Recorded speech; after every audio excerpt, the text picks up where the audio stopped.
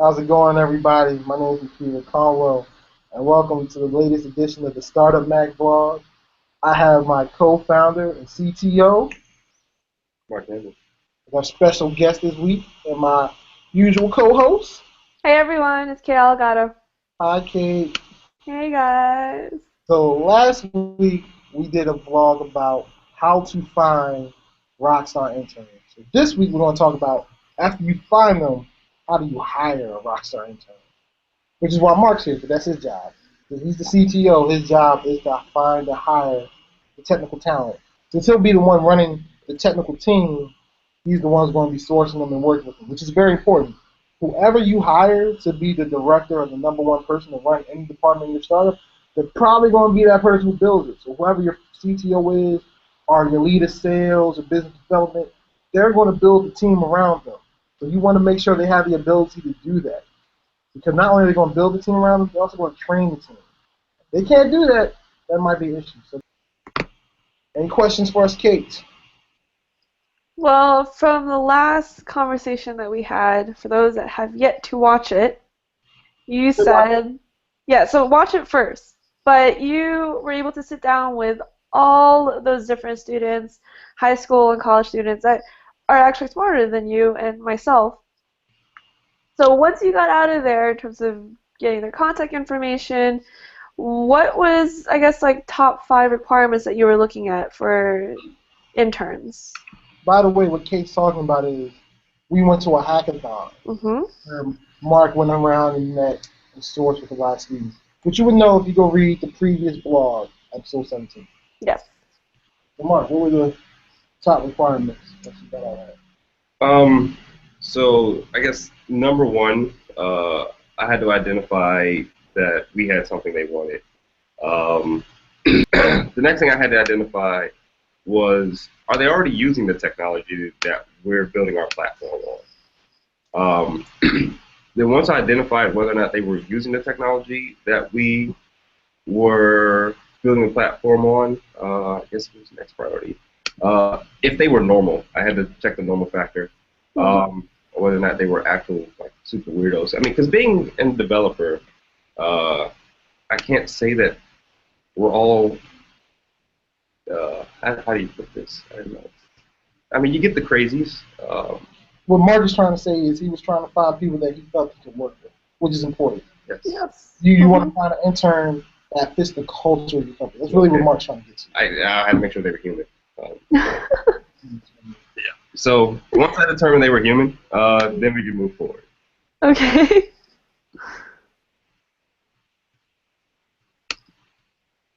Those were his main requirements. Yeah, that was it. Oh, that was it. Yeah, that's pretty basic. I think it's simple. Okay, so you didn't hire any interns yet. Not yet. We are actually about to interview one, so not yet. Okay, so I guess what's the next step? Like, do you reach out to the interns, or do they have your contact and they reach out to you? Yes. So during the hackathon, I guess during the introduction process of when I'm finding the talent, we exchange information. I get their emails. They're students, so they're not as responsive as professionals are, which is crazy. So when I email them, I'll get an email a day later. But I kept in touch with them after the hackathon, see where some of them placed in the hackathon. So I kept in touch with them, sent them emails. But really the next step, right after I determined whether or not they were good talent, we began to put together an intern page, because part of that page was going to get put on a matching site. Yeah. You can see a description of what we want to hire them for as an intern. So while I'm putting together a page that describes the job, I guess a benefit to us was to have all these contacts. So now I'm going out to these interns and I'm asking them, hey, I'm putting together the intern page. It's not even finished yet. I'm putting together the intern page. Check it out. Tell me what you think about it. At that point, I'm not even asking them to join. What I'm asking them to do is really build the program for us, because they're going to give us their feedback. And as I'm iterating through the intern page, I'm really developing a product catered to them specifically. And at that point, I go, okay, now that you think it's cool because you've helped me build this thing, you want to join us? And how long is that whole process? Uh, I mean, it depends on how responsive they are, but I'd say anywhere 3-4 days. You also got to remember, Mark built the initial version of the intern page in about a night, in an evening. Yeah. He put together a quick page that had some information about the company, what we were looking for an intern, and what we were willing and what we were offering interns, which I want to add is another key point. And also for those watching, I will have a link to our intern page in the description below. So if you want to see what that page looked like, the finished product, check it out. It might give you some points, some tips on how you might want to put together your own page to find interns. But yeah, what did you end up wanting to offer the interns? What was it that you were offering them that they would think was so great? So again, we found that, well, one, we don't have much money. So it's like, how much money can we really offer? We put those numbers together. Okay, how often are they going to be working? Once we put those numbers together, we go, well, it's probably going to come out to, if we paid them, what little we were able to pay them, it would probably have came out to about $2,300 and some change for each intern. For a 10-week period? Yeah, for 12 weeks. For 12 weeks. For a 12-week period, it came out about $2,300 and some change for each intern. So we were thinking, okay, we're not paying them that much. They can see that we're not paying them that much. I mean, how much interest are they going to have in this little bit amount of money? I mean, it's not really, money is already not a motivation factor, and then we offer them so little money. Mm-hmm. So their motivation probably just went down even more. So it's like, well, we know what they want. They gave us their goals and what they're trying to achieve.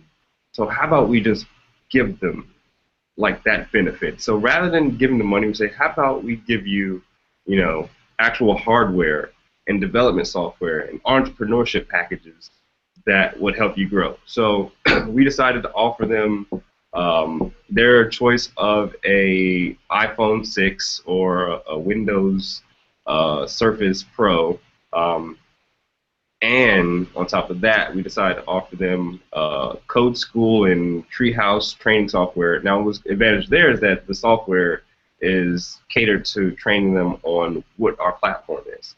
Mm-hmm. On top of that, we offered them books on iterating, development, keeping things lean. So not only are they learning about entrepreneurship, and getting all this hardware and software, but now we're kind of like grooming them to build our platform better. So that becomes more effective from week to week because of the training. Yeah. And we basically say, hey, if you go through all the training that we're going to offer, then you can take your pick between the iPhone or the Windows Pro. So they're like, well, it's like a win-win for them because now, and then on top of that, we give them a development license for Apple. So we say, now that you've done all this, you're free to go build something because we just gave you all the tools, which is awesome because and it came out to be about a little bit, it's about $600-700 cheaper. Mm-hmm. Actually, the price is probably even lower now, so it's close to $800 cheaper than paying them what little we could have offered them. Yeah. And so for us, the key things we're offering is, they're going to learn, the code better from people who've been in the industry, which is a plus for them. Timing was great for us because the iPhone 6 just got released, so every college student in America probably wants that. So to say, hey, you come help us out, we're going to give you a free iPhone 6, Mm-hmm. free of charge, it's in your pocket. Students were like falling over that, which was awesome. But we also offered, the Surface Pro for those who aren't iPhone lovers. Yeah. So that was great. And then also the fact that we're in Dream Adventures and Accelerator. So they get the benefit of getting to see us going through an accelerator, getting to meet those who are involved in the accelerator, getting to be associated with the accelerator. And if timing and everything all works out for us, if we do well coming out of this accelerator, we already have our initial final potential first employees. They've already gone through and know what the company does, and fall in love with the company, fall in love with the team, and want to see it succeed. So timing, as part of this, helped out a lot. So when are you hoping to have your first hire? Actually, today. Today. So Okay. it's been about a 4-day process, and today is going to be the first one. And this is before we even. So the plan was to launch the intern page on this weekend. The plan was to launch the intern page by. So in the 4-day process, we started on Monday. We had a first iteration of the web page on Tuesday. We sent out the iteration of the web page to all the students. By Wednesday, we were getting responses. And by the end of Wednesday, we were setting up interviews for Friday. By Friday, we were hoping to have the intern page finished because we've gone through the iteration with all the students. So by Saturday, we launched the page on the intern websites and start getting the. So now that we're going back to the students and saying, hey, the page is live. Now you can come join the program. But since a lot of interest came out of the interviews, well, the interest on Tuesday between iterations, we got interest from students. Now we're like, okay, we can start setting up interviews now. So we set up interviews before it even launched. So now that it's launching, when it launches on Saturday, we're going to get even more interest once it's live on getting more inbound from the websites. So we're going to continue the interviewing process. But our first iteration from those students are already coming back, and we haven't even launched the page yet. So once it's fully live, we're going to get a whole lot more responses from that. Is this a residential intern? Like, do I go to the office and work with you guys, or is this virtual? So if you're an intern who's local, then we will ask you to come to the office 2 to 3 times a week, only for a few hours, just to be here and get to experience the process and see what's going on here at Dream It. But if you're not local, then it'll be a virtual thing. And basically, we set the internship almost like a curriculum, which, Mark, talk about that. So yeah, so the goal is every week instead of. So one thing we did want to do, because the students had asked about it as I'm iterating through the process. Students are asking, like, what are my hourly expectations if I'm going to be doing this thing? Because we're students, we don't have a lot of time, and I think about how I feel when I'm in the industry and I've worked at different jobs. I've never liked to do the 9-to-5 thing. I've hated it. I'm here. So I didn't like the 9-to-5 thing, and one thing I've always said with any company is like, if my goal is to get the job done, it shouldn't matter how much time it takes. Well, as long as I get the job done within a reasonable amount of time, then that should be what matters. So I wanted to take that approach with us here. So we have like this storyboard thing. Every week get a story. So it's like this whole lean thing of, developing things. Every week a student will get a story. Basically, whether it be through our app or through the training, they would get a story of, okay, well, John has to sign in. And once John signs in, he sees A, B, and C. Your goal for this week is to build that story for John. And once they finish the story, because they have a week to finish the story, so every week, once they finish the story, we count that as part of the timeline. And a lot of times, for a lot of students, you could probably do that in 1 hour. Why should I say you have to be here for 5 or 6 hours when I'm going to probably limit you to hourly? Now you're thinking differently versus saying you have to complete it, and I don't really care how long it takes. You can do it in 30 minutes if you want to.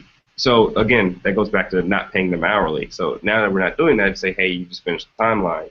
Take as little or as much time as you need. And a lot of times, it's like, I don't know, for me as a developer, when I run into roadblocks and stuff like that, it's like I have to get it done.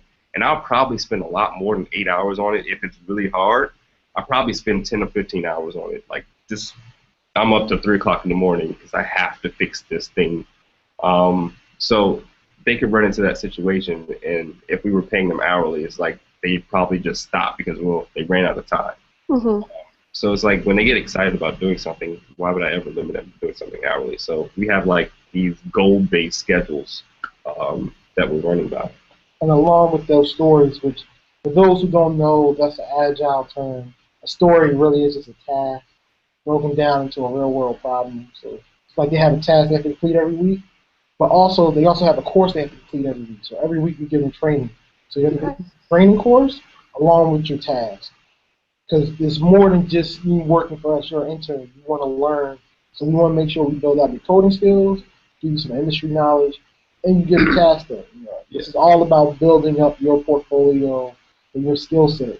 Yep. We've all been there. We were college students once.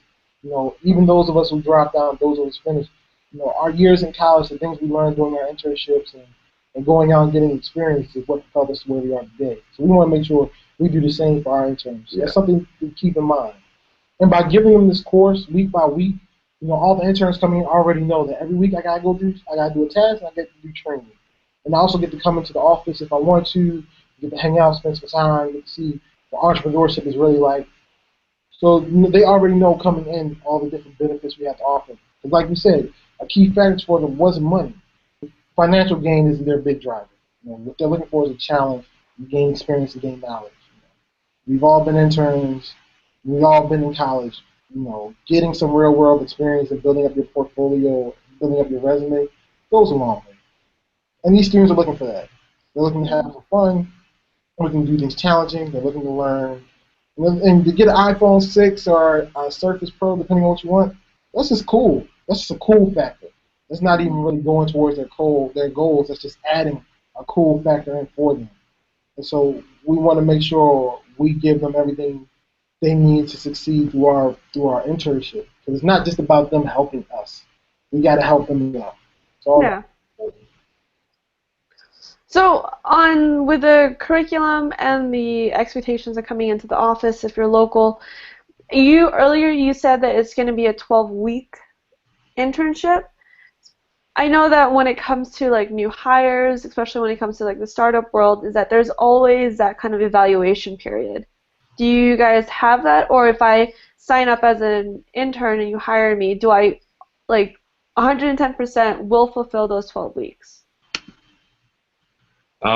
So I guess part of the acts in getting like the perks at the end that you get an iPhone or a Surface Pro is that you go through the entire program and you complete all the training courses. Mm-hmm. So if at the end of 12 weeks you haven't made it to the end of the program, I mean, it's already written in paper that you can't get any of that stuff, which is cool. I mean, some people might choose that. On top of that, when I got the message, as I'm iterating through the intern page, when I got a message from one of the interns that he got a lot more value out of spending an hour with me, at that point I realized that we can't just give him the training and we can't just say, hey, fulfill these tasks. We also have to integrate that personal time.